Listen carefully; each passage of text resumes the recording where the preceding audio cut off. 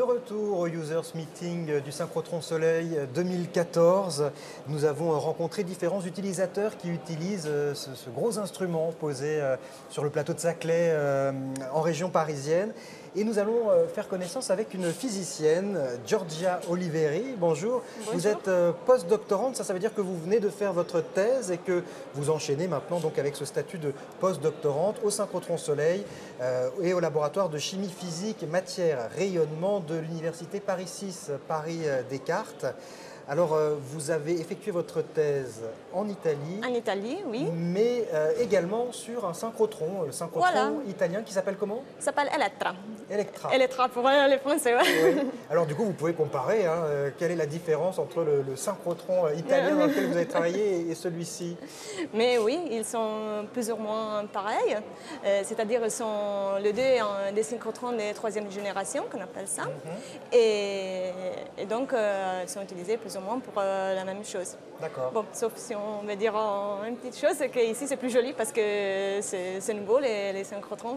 Mais l'Elettra il est plus ancien, donc il n'y a pas de fenêtre. Il n'y a pas de fenêtre. Non, pas de fenêtre. Vous avez fait vos 3 ans de thèse dans un synchrotron sans fenêtre. Sans fenêtre, donc ici c'est complètement différent. Oui. Et alors qu'est-ce qui vous a poussé à venir ici après votre thèse? C'est-à-dire que vous aviez 3 années passées dans un synchrotron et vous aviez encore envie, c'est l'opportunité qui s'est trouvée comme ça ou vous aviez envie de continuer? Bien sûr, il y a un peu l'opportunité. Et après, les sujets c'était plus ou moins les mêmes. Donc, j'étais déjà bien formée sur les sujets. C'était bien de continuer sur la même thématique. D'accord. Et bon, du coup, après, à l'ETRA, oui, j'ai travaillé au synchrotron, mais je n'ai pas fait beaucoup de manips. Ouais. Mais ici, par contre, les projets, c'était de maniper vraiment beaucoup. Et donc, je voulais vraiment faire ça. D'accord. C'était l'occasion de plus mettre la main à la pâte et de faire plus de manipulation. Quel est votre sujet? On ne l'a pas encore dit. Quel est le sujet que vous faites ici au synchrotron? Donc, moi, je m'occupe des photomissions par rayon X.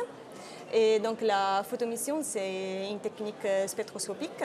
Et on utilise les rayons X pour arracher des électrons dans notre échantillon.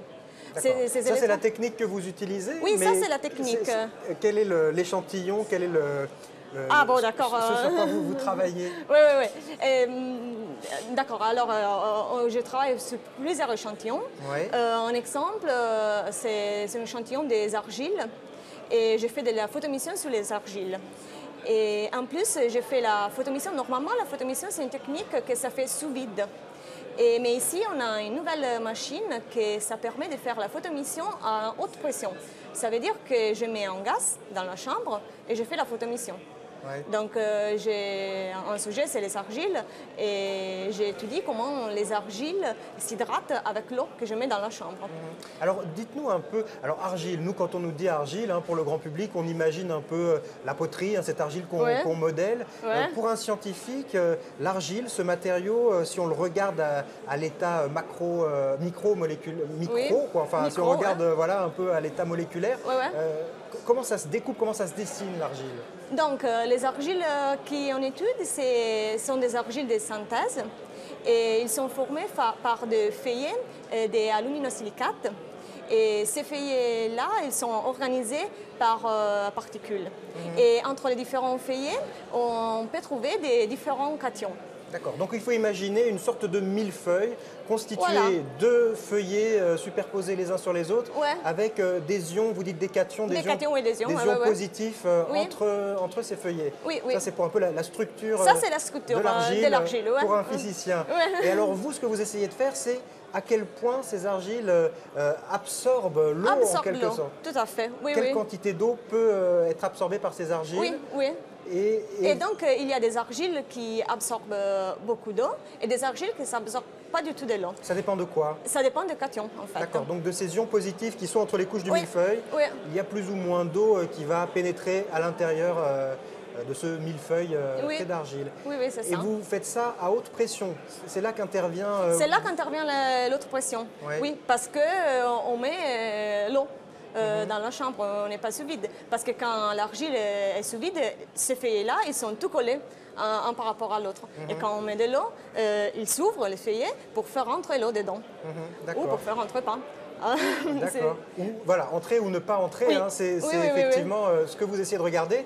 Avec, justement, c'est là qu'intervient le synchrotron. Ouais. Le faisceau du synchrotron vous permet de voir la quantité d'eau Oui. qui est entrée à l'intérieur des feuillets d'argile? Oui, oui aussi. Ouais, Oui. voilà.